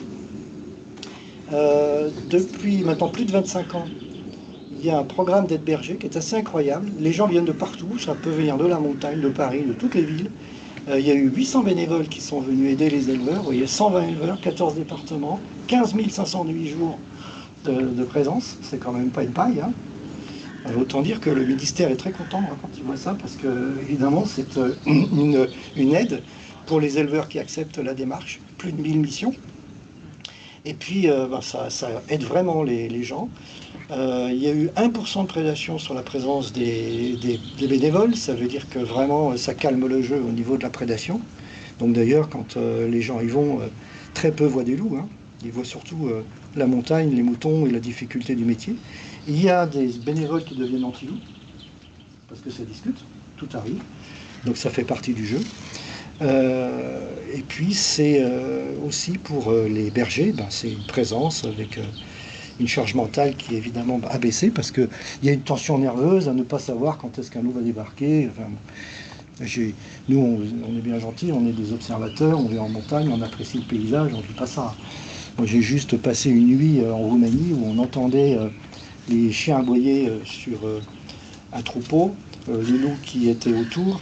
Et puis une heure après c'était un autre, puis une heure après c'était un autre, toute la nuit ça a été un balai comme ça. Quand on est éleveur, ça doit pas être très très marrant. Donc voilà, ça fait partie des choses. Donc voilà, ça c'est vraiment un programme très très sympa qui a été fait par Phérus et qui est décliné dans le Jura. Dans les Pyrénées, il y a la Pastorale pyrénéenne, c'est une autre association qui fait un travail exceptionnel sur les chiens et donc la protection de l'ours. Ils ont une expérience incroyable. Ils arrivent de manière très fine à connaître la psychologie des chiens, comme ils vous feraient une analyse en ressources humaines avant d'embaucher quelqu'un. Ils savent comment associer les chiens en fonction de leur caractère. Ils savent à l'avance comment ça va se passer. C'est extraordinaire. Donc là, ils ont vraiment été très très loin sur ce niveau de détail. Je vous parlais de ça tout à l'heure, quelques images, vous voyez, c'est vraiment très intéressant, la communauté d'herbivores, même simplifiée dans nos paysages avec simplement vaches, chevaux et cerfs. Mais regardez l'image en bas à gauche, vous avez vite compris ce que je vous racontais tout à l'heure, la diversité des structures. Si vous passez une tondeuse, tout est coupé à 15 cm. Et vous avez une diversité qui est faible. Et là, vous pouvez imaginer, si vous êtes un criquet, les espèces sont différentes dans la coulée que ce qui est dans les touffes à côté, parce que les structures de végétation ne sont pas les mêmes, et vous avez des espèces très exigeantes de milieux très rares. Donc vous avez des prédateurs, des herbivores, vous avez vite 20 espèces de criquets là-dedans. Comme il y a une diversité végétale, même dans chaque coussinet, il y a plusieurs espèces de genêts, d'ajoncs et de bruyères. Et donc, vous savez par exemple que les papillons sont associés à des plantes, donc c'est comme avoir un levier, quoi. Vous avez une espèce végétale, vous avez entre 10 et 40 insectes associés. Donc vous imaginez, vous avez 50 espèces végétales, vous faites le compte. Vous voyez, et vous avez des prairies normandes qui produisent de l'herbe pour faire des vaches qui font 6 000 litres de lait par an. C'est désespérant, la diversité. Donc ça, c'est vraiment très important. Regardez le hou, il est taillé en diabolo, taillé par les vaches et les cerfs. Le hou, ça paraît dur, ils s'en délectent, les cerfs. Donc, vous voyez, la forme, c'est lié aux deux. Puis vous avez ces vaches en bas à droite qui parcourent la lande. Et puis un dernier détail aussi, c'est que les cerfs ont des mâchoires étroites, les vaches des mâchoires larges. Donc quand une vache fait un prélèvement dans les tapis herbacés, ça fait un puits de lumière qui permet à des espèces végétales de se développer dans le puits de lumière, ce qui n'est pas le cas lorsqu'un cerf prend 3 feuilles. Et ça, c'est le coup des rhinocéros avec les mâchoires larges. Le rhinocéros blanc, le wild, ça vient des wild en fait, mâchoire large. Donc c'est des mécanismes, on retrouve ça avec les buffles. Voilà, donc on avait aussi des mécanismes comme ça et qui existaient partout.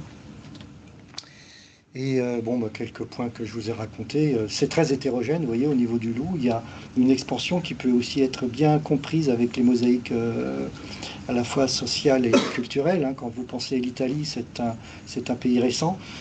C'est plein de cultures différentes. L'Espagne, c'est pareil. C'est un ensemble de cultures très hétérogènes. Donc les loups, ils sont à peu près sortis grâce... par exemple, ils n'ont pas de chance en Pays Basque, mais ça va mieux à l'ouest. Vous voyez. Donc chez nous, on n'a pratiquement pas de reproduction en dehors des Alpes. Dans les colonisateurs, en fait, les mâles et les femelles colonisent, mais les mâles vont un peu plus loin. Et puis on a des ongulés partout, donc on a de la ressource partout, mais on a une limite sur les refuges, donc le paradoxe des camps militaires. Vous avez vu sur ce qui se passe au niveau des densités. Alors simplement, tout à l'heure, je vous ai parlé de la réduction de moitié d'une population de cerfs en Espagne. La densité qui était atteinte était très très très au-dessus de ce qu'un forestier normalement constitué accepterait. Donc quand on pense réduction des populations, en fait cet écrêtage des hautes densités, les densités sont corrigées avant par la chasse. Le préfet il se prend des foudres de la part des forestiers et des agriculteurs avant qu'on atteigne ces densités.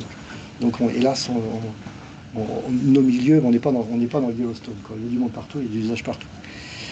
Et c'est aussi un point assez important, c'est que dans notre vieille Europe, en fait, il y a des usages très anciens et il y a vraiment une imbrication incroyable. Il faut arriver à trouver les curseurs.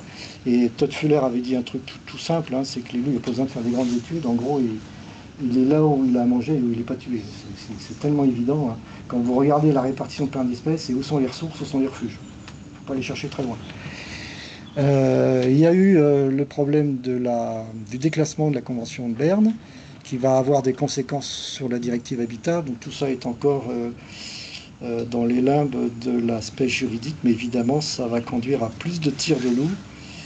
Et comme les choses ne sont pas faites de manière raisonnable et raisonnée, ça va être des conflits à venir avec les associations. Et je pense que le point clé, c'est ce que je vous ai montré tout à l'heure, c'est quel est l'état de conservation du loup, parce que malgré le déclassement, on est censé garder un état de conservation favorable. Ça, c'est quand même le plancher qui nous reste. Après, il y a débat d'experts. C'est quoi l'état de conservation? Donc là, mais quand même, c'est le sujet clé. Encore une fois, on a mis de l'eau en France pour en avoir 3 fois plus, s'il n'y avait pas eu toutes ces pertes.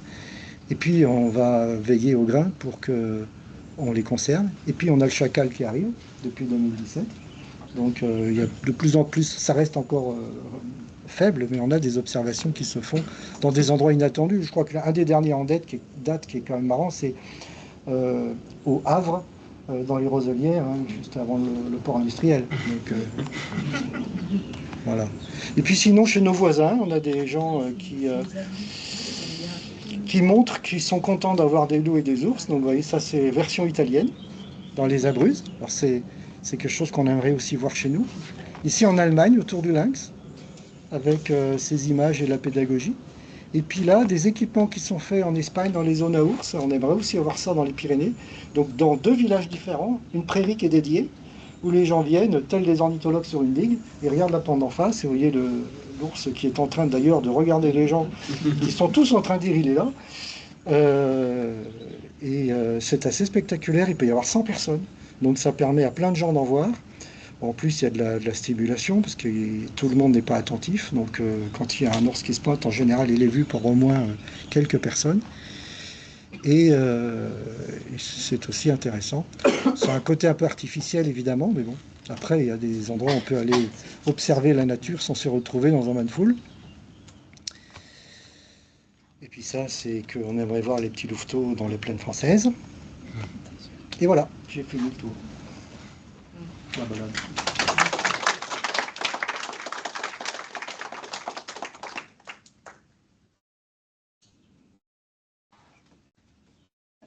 Est-ce qu'on paye, est-ce que l'État français paye des indemnités Oui. parce qu'il tue les loups? Ah non, il paye des indemnités aux éleveurs qui perdent des bêtes liées au loup. Du fait que, normalement, c'est un animal protégé.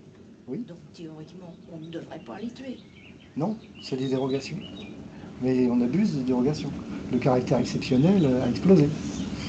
Voilà. Et on ne paye pas d'amende pour ça. L'État ne paye pas d'amende. Parce que je sache, non. Ouais. Mais l'état de conservation est un argument. Il y a peut-être des questions des gens en ligne. Je suis sûr. Non. Non. Alors, les gens en ligne, si vous avez des questions, vous pouvez lever la main avec le petit bouton et puis je vous donnerai la parole. Non. Oui. Au niveau des chevreuils, parce qu'ici, dans les plaines, on a des chevreuils, mais pas tellement de cerfs. Oui. Et enfin, moi, j'avais des troupeaux dans mes champs. Et j'ai donné l'autorisation de les tirer parce que ça écrasait vraiment des grandes surfaces. Et avec une composante, c'est que s'il y a des crottes de chevreuil qui sont sur la paille, la machine ne sait pas la séparer du grain de blé. D'accord. Et à l'exportation, ils refusent la péniche entière s'ils trouvent une crotte de chevreuil dedans. Bon, l'autre chose. Donc, au niveau de la coopérative, c'était Ouais, ça intransigeant. simplifie pas le boulot. Ils ne font pas de détails. Une seule crotte Ah ouais. de chevreuil, ils regardent l'ensemble. C'est des écoles techniques. Il y a eu des trucs, j'ai vu il y a 20 ans, on avait des troupeaux Oui, de chevreuil ici. oui, ça a été d'ailleurs une grande surprise parce que le chevreuil a souvent été considéré comme un animal forestier solitaire. Et en fait, il y a eu un développement des populations qui s'est traduit par des regroupements hivernaux en plaine.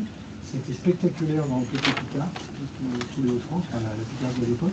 Ça s'est vu aussi en Champagne, un peu moins en Beauce, jusqu'à 40 animaux rassemblés. Et en fait, on s'est rendu compte après que c'était inscrit dans le patrimoine génétique des chevreuils. Les chevreuils de Sibérie font ça de façon classique. Et donc c'est simplement une augmentation avec une expansion dans des paysages très ouverts et une adaptation des comportements. Alors que c'est une bête habituellement, enfin normalement territoriale, avec des rassemblements limités. C'est-à-dire qu'en gros on a un mâle, une femelle et ses deux jeunes en hiver, on en a 4 et c'est bien le bout du monde. Et c'est rare d'en voir plus de 4 en forêt en hiver. Et donc il s'est passé ça effectivement dans les plaines. Après il y a une colonisation du bocage, qui était aussi une surprise. Donc tous les bocages de l'Ouest sont colonisés maintenant, Vendée, Bretagne. Et la dernière surprise, ça a été la colonisation de l'arc méditerranéen, des garrigues et des nappes, partout. Ça c'est très très intéressant de voir comment les bêtes ont fini par prendre des animaux à exploiter tous les milieux. Il y a une question en ligne de Joël, si j'ai bien noté le nom. Ouais. On t'écoute. Alors, moi j'ai une amie qui est éleveuse de brebis osso-irati dans la vallée des Aldudes. Et dernièrement, on a échangé toutes les deux autour du loup, puisqu'elle avait eu l'info que il y en avait qui arrivaient dans le coin.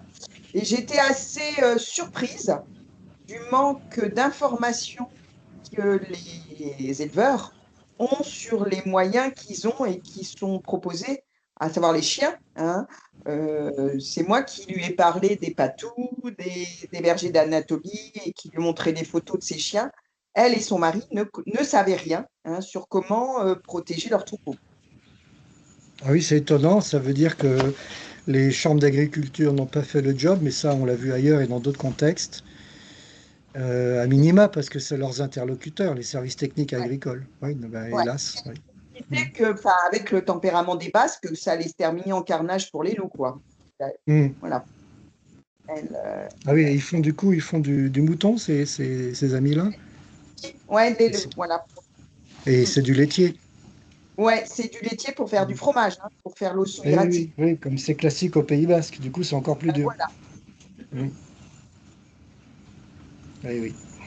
Et j'étais vraiment très surprise parce que moi, je suis habituée à aller faire des randonnées dans le Vercors où là, il y a tout quoi Oui. pour protéger les troupeaux. Et au Pays Mm. Basque, il n'y a pas la même culture. Ils ne sont pas du tout préparés à l'arrivée du loup. Mm. Ah oui, c'est un Voilà. problème. Ouais. Alors, est-ce que le fait justement d'avoir, j'avais entendu il y a quelques années, Dory qui disait que quand on tirait dans une meute, en fait, ça dispersait plus qu'autre chose et qu'une des explications de la dispersion du loup était liée justement à quelques tirs qui auraient plus dispersé les loups qu'autre chose. Oui. Alors il y a eu une thèse là-dessus qui n'a pas donné des résultats très concluants. C'est possible. En fait, on a du mal à le démontrer, mais c'est possible. De toute façon, forcément, ça déstructure. Parce que surtout si on tire les dominants, après, évidemment, les jeunes n'ont pas l'expérience des adultes, donc forcément, ça fait différemment. D'ailleurs, à Férus, on a tendance à dire il faut donner des corrections aux loups, mais pas les tuer, parce qu'un loup mort, il n'apprend pas. C'est un peu radical. C'est le président qui dit ça tout le temps. Il n'a pas tort. Hein. Et autre question aussi que j'avais par rapport au loup, Je ne me rappelle plus, mais ça va me revenir. Non, voilà. C'est que dans la région, quelle est la... Donc on a vu qu'il y en avait eu 3 en Île-de-France, Fontainebleau, Rambouillet et puis nord des Blaru, Yvelines. oui, Ouais. oui. Là, alors, nous, sur la réserve, on a quelques brebis Oui. qui sont d'un éleveur qui est du coin, qui a également des brebis. J'ai discuté avec ça il n'y a pas longtemps avec lui. Je l'avais invité, puis il a dû oublier, j'ai oublié de le rappeler. Il a eu des attaques de loups sur des brebis du côté de Fer en Tardenois, donc c'est pas très loin dans l'Aisne. Oui. À un moment, ils vont arriver, les loups Bien aussi. sûr, bien sûr. Oui, ça devrait. Ouais. Ça devrait. Alors maintenant, on est quand même dans des régions où on n'est pas, je pense, pas là où il peut y avoir le plus d'installations. Il y a des coins de Bourgogne où ça va être plus évident que le problème sera plus aigu, mais ça va se présenter partout, oui. C'est sûr que c'est pas évident, y compris en espace naturel. Mm. Ouais. Il n'y a pas de solution toute faite. Hein, Comment fait-on la différence entre une attaque de loup et une attaque de chien errant? Alors, il faut déjà trouver l'animal tué récemment, parce que sinon, les indices sont perdus. D'accord. Les premiers indices, alors, il y a plusieurs choses. Il y a les endroits qui sont là où il y a eu l'attaque. En gros, les loups vont avoir fait une attaque souvent à la gorge radicale, l'animal est mort très vite. Et les chiens qui sont moins aiguisés, ils attaquent à l'arrière, ils mordillent de partout, donc c'est très différent. Ensuite, il y a des endroits des viscères qui sont consommés avant, les poumons, les cuisseaux. Donc ça se voit à la manière d'attaquer, ça se voit aussi sur la taille des dents, parce que quand on peut arriver à voir les morsures et donc le percement, on peut regarder les dimensions. Et puis je vous ai montré par exemple le fait qu'il est là pour tourner sur les pattes, sur les membres qui peut se voir. Donc il y a un certain nombre de critères qui se voient, mais il faut trouver les bêtes assez rapidement. Sinon, il y a une classification qui est loup non écarté. Le problème, c'est que ça va être indemnisé dès que ce n'est pas écarté. Donc l'indemnisation a tendance à avoir la main lourde, au profit de calmer les gens. On comprend après l'idée, mais ça coûte cher. Comment on peut expliquer la différence de mentalité qu'on a en France par rapport, par exemple, à l'Espagne ou l'Italie? Est-ce que c'est parce que chez nous, on a perdu un petit peu cette présence des prédateurs qu'il n'y avait pas peut-être en Italie ou en Espagne, puisqu'il y a toujours des prédateurs là-bas? Quels sont leurs moyens là-bas pour que ça se passe peut-être mieux que chez nous? Est-ce qu'ils ont des choses particulières? Est-ce qu'on reprend de ces idées-là chez nous ou pas? Oui, alors il y a tout ça. C'est vrai que les mentalités et les cultures, on ne les fait pas changer vite. Même on ne les fait pas changer. C'est des choses très imprégnées. Ça ne veut pas dire que ça se passe forcément très bien en Italie et en Espagne, mais le fait est qu'ils ne les ont pas perdus. Et encore une fois, je vous ai présenté les mosaïques culturelles. L'Italie, c'est des mosaïques avec des histoires différentes. Moi, je ne suis pas sociologue, mais je suis sûr que si on gratte un peu, on trouverait plein de choses. C'est évident en Espagne aussi, c'est une fédération avec des histoires très différentes. Donc vous avez forcément des comportements, des attitudes plus ou moins hostiles à la nature. C'est vrai qu'en France, c'est assez gratiné, mais je pense que les Suisses, c'est un cran au-dessus, au sens du rejet de certains éléments du sauvage. D'ailleurs, c'est une grande question en France, une grande question. Tout ce qui est renaturation par le réensauvagement. Il y a plein de gens qui essayent de pousser les réflexions pour que l'on puisse un jour retrouver des grands herbivores dans nos espaces naturels. Ce que je vous ai raconté, c'est pas évident dès qu'on a des acteurs forestiers. Ensuite, comme en Espagne et en Italie, ils n'ont pas perdu les grands carnivores, ils ont aussi gardé les savoir-faire. Maintenant, il y a des choses qui peuvent être soulignées. En Espagne, ça je le sais pour avoir discuté avec des acteurs là-bas, quand le loup a disparu 10 ans, ça a suffi pour perdre les pratiques. C'est court, 10 ans. Et c'est arrivé dans l'est de la cordillère cantabrique. Donc il y a eu un recul et un regain. Et par exemple les pics de l'Europe, ou un petit peu plus à l'ouest. Et donc là, il a fallu qu'ils se réapproprient les savoir-faire. Et puis après, comme je vous le disais, les savoir-faire, ce n'est pas des modes d'emploi très simples, parce que c'est du vivant. C'est-à-dire qu'on travaille déjà avec des animaux domestiques d'élevage.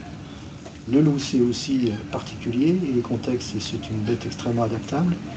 Et puis, eh ben, les outils qu'on met en face, comme je vous le disais aussi, une clôture, c'est quoi une clôture? Comment on fait les clôtures? Et puis les chiens, alors là, c'est encore plus difficile. Je vous évoquais la pastorale pyrénéenne, qui sont capables d'aller explorer la psychologie des chiens. C'est fantastique. On en est loin dans beaucoup d'endroits. Et donc voilà, c'est un cocktail d'éléments effectivement assez complexe. Ça restera aussi beaucoup. Moi, j'aimerais bien qu'il y ait des thèses là-dessus, aussi, de gens qui s'intéressent à l'histoire des perceptions et des représentations. Vous savez, souvent, dans le monde de l'écologie, mais je pense qu'on doit le trouver dans d'autres domaines, on calque nos représentations à l'espace et on a envie d'eux. Et ouais, peut-être aussi savoir ce que les gens ont dans leur représentation, dans leur histoire. Et je vais vous raconter une anecdote.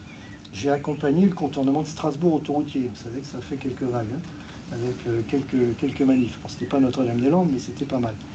Et ben, le concessionnaire Vinci Autoroute, dans l'équipe qui montait l'offre, il y avait un gars complètement étonnant, qui, quand parfois il se présentait en conférence étant autoroutier, il disait « je suis poète ». Je suis poète. Comment se dire? Et en fait, dans l'équipe, il a été chercher un sociologue, un prof de sociologie de l'Université de Strasbourg, et avec comme mission, expliquez-moi, c'est quoi un Strasbourgeois? Comment ça fonctionne? Quelles sont ses représentations? Mais c'était génial, parce que du coup, ils ont calé dans l'offre tout un tas d'éléments sur comment tel argumentaire va être reçu, compris de nos interlocuteurs. Si je dis ça, c'est que, bon là c'est une autoroute, mais ça s'applique partout. Et on a envie de mettre des ours, très bien, bon, allons voir quand même les gens. On ne peut pas faire contre les gens. Vous avez vu, ça ne se passe pas bien. Hein. Donc voilà, c'est aussi... C'est un champ énorme. Hein.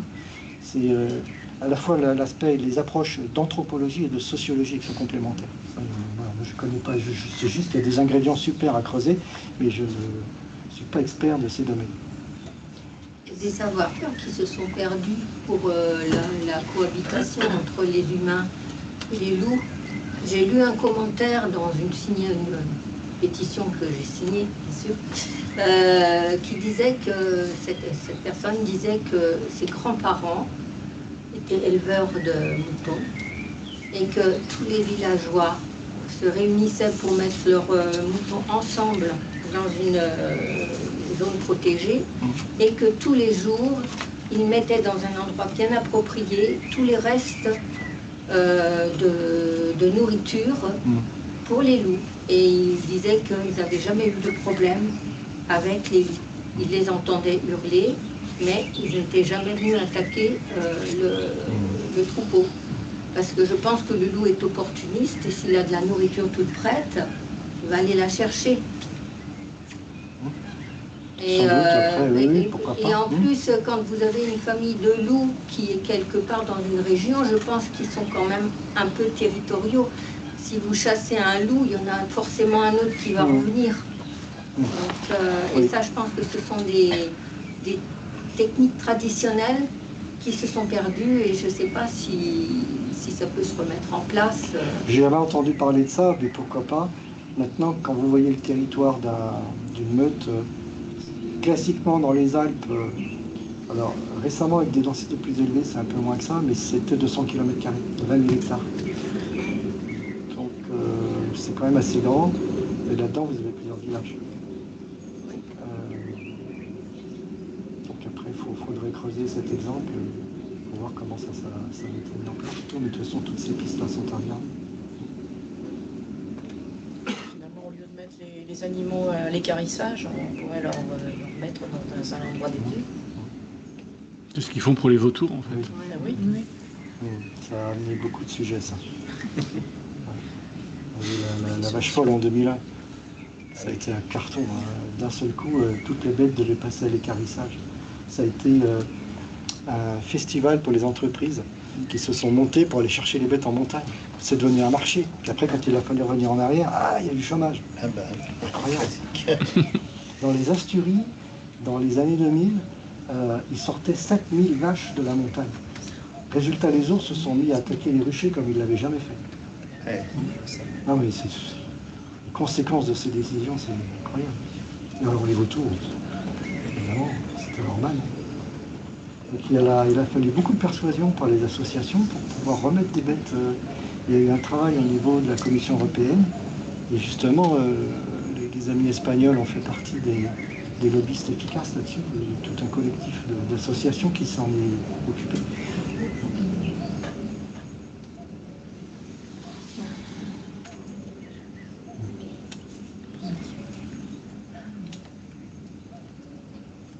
Plus d'autres questions? On a épuisé le stock. Eh ben, je vous remercie. On va boire un petit coup. Désolé pour ceux qui sont en visio, on va boit votre santé. On va boire à votre santé. Eh ben, à bientôt. Et puis, donc, je rappelle, je crois de mémoire, c'est le vendredi 5 septembre qu'il y a une conférence sur la trame noire par quelqu'un de l'IPR qui s'appelle Nicolas Cornet. C'est ça, ouais. De l'IPR, l'Institut Paris Région. Voilà, j'essaierai de remettre la vidéo de la visio en ligne dès que j'aurai le temps. Et que j'y arriverai. Ça va faire un fichier un peu lourd. Oui, bah c'est le problème, c'est que j'ai eu la dernière fois, mais j'ai fini par réussir. Merci Fanny, bon apéro toi aussi, t'avais qu'à venir. Pareil. Hop, voilà. Je vous coupe, à bientôt. Au revoir, merci. De rien. Au revoir. Merci, merci. Au revoir, bonne soirée, merci.